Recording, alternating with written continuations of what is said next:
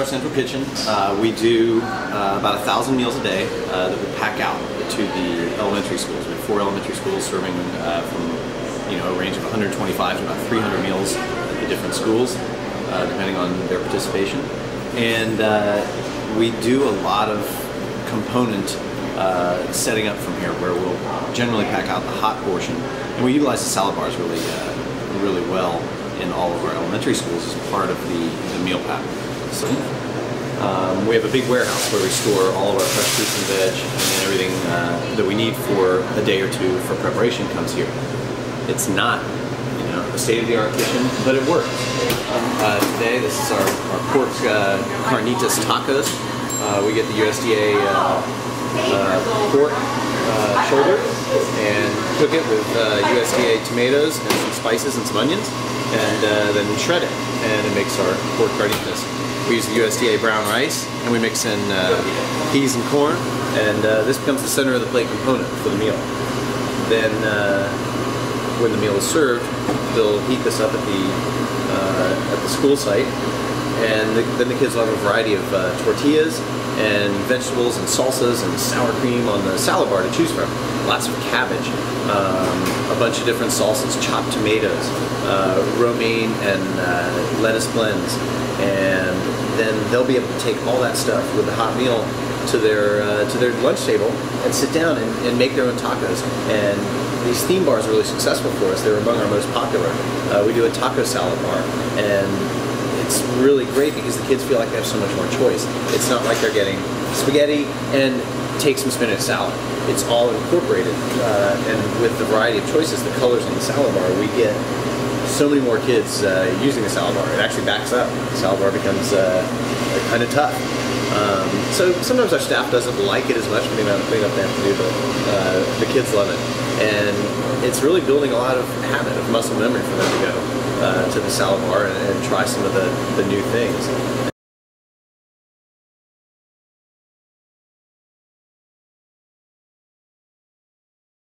We incorporate stealth health into a lot of our recipes by the way we kind of disguise the vegetables. Take, for example, the Spanish rice there. It's made with fresh tomatoes that we puree with a large immersion blender. The main tool in stealth health for us is one of these, a giant immersion blender. It allows us to make a wide variety of things in pureed form and effectively clean it in the meal for the kids. We make our own enchilada sauce out of USDA tomatoes with some fresh spices, and we actually puree a bunch of carrots into the sauce. We'll puree vegetables that are similar color to what we're serving into our sauces to, quote, be stealthy, hide them. We make agua frescas with this. We make our own enchilada sauce with this. We make spaghetti sauce. We'll make our own refried beans by pureeing huge pots of beans with vegetables and spices inside with this thing.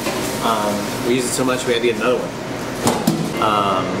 We make our Spanish rice with brown rice, whole grain USDA brown rice, because it's already got some color in it from the tomatoes and the vegetables that we're adding to the rice. We're stealthy, they don't really notice. Some things they do notice, where we try and use stealth health are, for example, the whole wheat tortillas. The truth is, the kids hate them.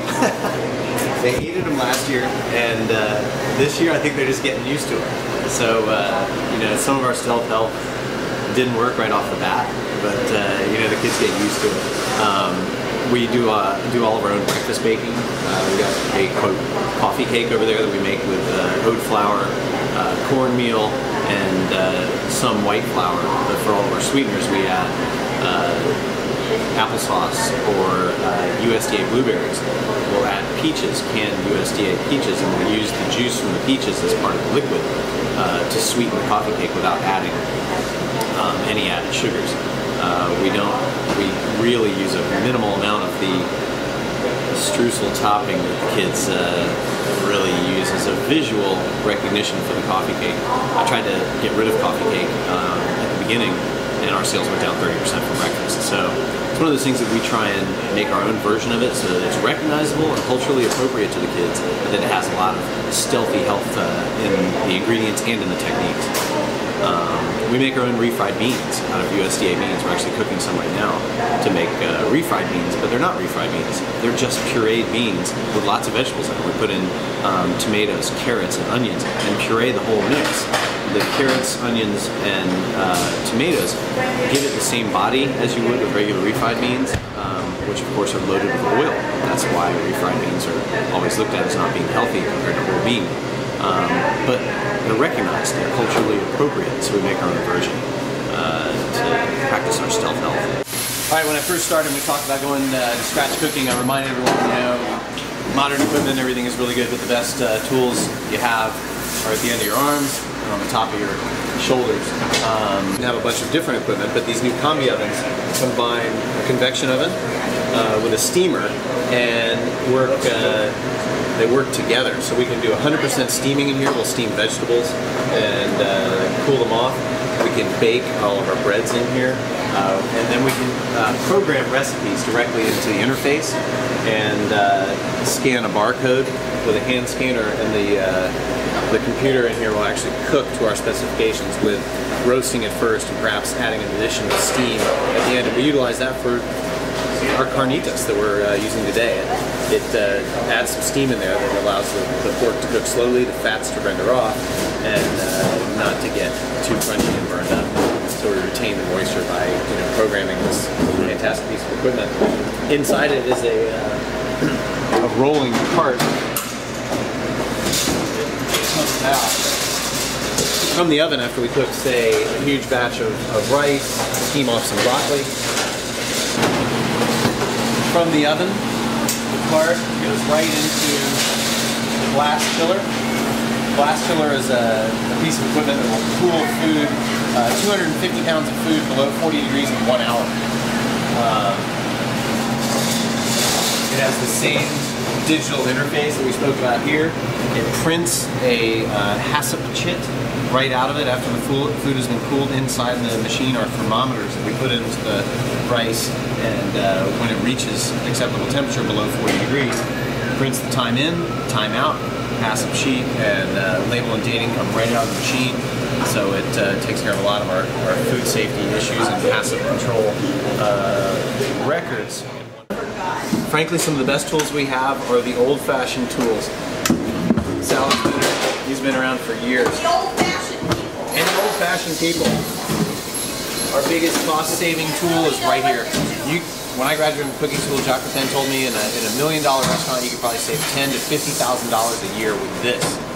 Scraping cans. Transfer food from one thing to another, use a spatula. These are probably save you enough money to be able to buy 10 of these and 20 of these in 1 year.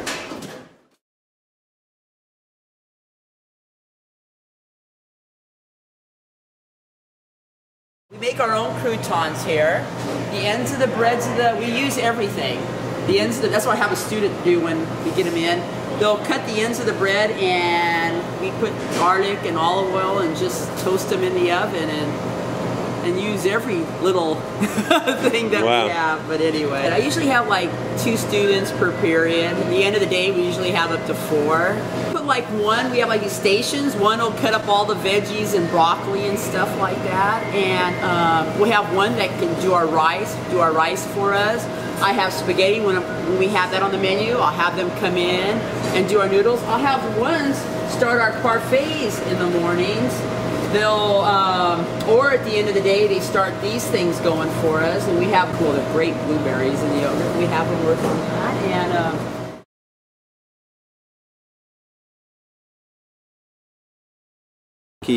we're lucky here in Santa Cruz.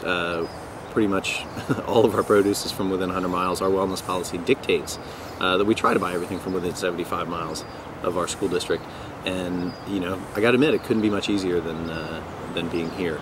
So we use a nonprofit group called ALBA. It's the Agricultural and Land-Based Trust down in Watsonville, and they're a consortium of farmers, but it's a nonprofit organization that helps to not necessarily glean from farms, but market all of their products under one order guide, and it allows us as a school district to only write one check to ALBA, who then pays all of their farmers. So on the height of the season, we could have 40 or 50 different farmers represented growing specialty crops sometimes, growing consistent crops. We get all of our romaine lettuce from one farmer all year long.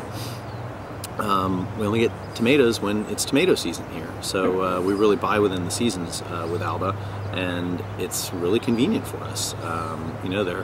They're able to deliver to every one of our school sites if we want. We get all of our fruit from them, all of our fresh fruit. We have contracts with 2 different apple growers here who grow a variety of apples, probably 6 or 7 different kinds throughout the growing season. We occasionally get DOD produce. I got some pears this year from DOD that were absolutely beautiful. We do buy some of our produce from a local broadliner, and that broadliner sources some of the products that we don't get in season here. But they're a local company, and that's good for us. They also can process vegetables for us. So we will often have Alba deliver different lettuces to this company, and they have a processing facility, and they'll wash and chop lettuce for some of our school sites that don't have sinks in the running water facilities to be able to wash large volumes of salad for our salad bars. So we'll get processed and washed salad mixes from them, shredded carrots for different theme bars. We have them dice our tomatoes when we make tomatoes for a theme bar like a taco bar and a taco salad where we have a bunch of chopped tomatoes. We'll send them the tomatoes and they'll chop them for us through their processing facilities.